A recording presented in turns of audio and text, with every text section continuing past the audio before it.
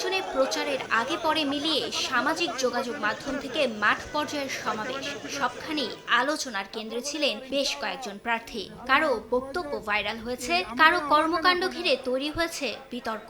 প্রাথমিক ফল বিশ্লেষণ বলছে, আলোচনায় থাকা প্রার্থীদের বেশিরভাগই সুবিধা করতে পারেননি। আলোচনায় তুঙ্গে থেকেও হেরেছেন অনেকেই। এবারের নির্বাচনে সামাজিক যোগাযোগ মাধ্যমে সবচেয়ে বেশি আলোচনায় ছিলেন 11 দলীয় নির্বাচনী ঐক্যের প্রার্থী নাসির উদ্দিন পাটোয়ারি। ঢাকা 8 আসন থেকে এনসিপির মুখ্য সমন্বয়ক পাটোয়ারি নির্বাচনে অংশ নেন। প্রতিদ্বন্দ্বী প্রার্থী বিএনপির স্থায়ী কমিটির সদস্য মির্জা আব্বাসকে নিয়ে মন্তব্য এবং নানা কর্মকাণ্ড করে ছিলেন আলোচনায়। শেষ পর্যন্ত হেরে যান মির্জা আব্বাসের কাছে।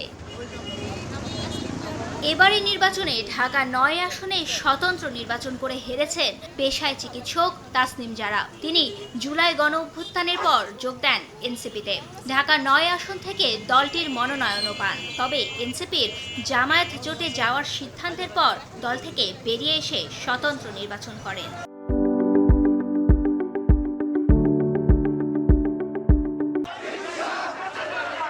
অনেকদিন ধরেই দেশের রাজনৈতিক অঙ্গনে নানা ঘটনায় আলোচনায় আসা খেলাফত মজলিস নেতা মামুনুল হক ঢাকা 13 আসনে হেরে গেছেন বিএনপির দলীয় প্রার্থী ববি হাজ্জাজের কাছে। বরিশাল 5 আসনের প্রার্থী মনীষা চক্রবর্তীও এই নির্বাচনে ছিলেন আলোচিত।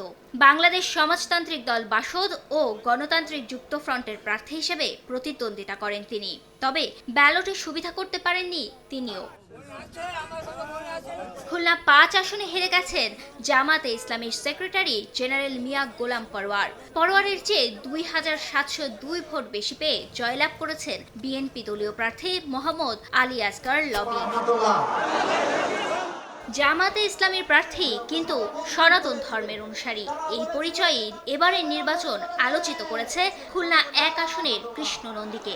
জামাতের হিন্দু শাখার সাবেক এই সভাপতি ভোটের মাঠে নানা বক্তব্যে ছিলেন আলোচনায়। তবে ব্যালটে সুবিধা করে উঠতে পারেননি। খুলনার 6টি আসনের মধ্যে সবচেয়ে বড় ব্যবধানে হেরেছেন তিনি। এনসিপির উত্তরাঞ্চলের মুখ্য সংগঠক ও 11 দলীয় জোটের প্রার্থী সার্জিস আলমও পঞ্চগড় 1 আসনে পরাজিত হয়েছেন। ফারিয়া ফারুকী, সময় সংবাদ, ঢাকা।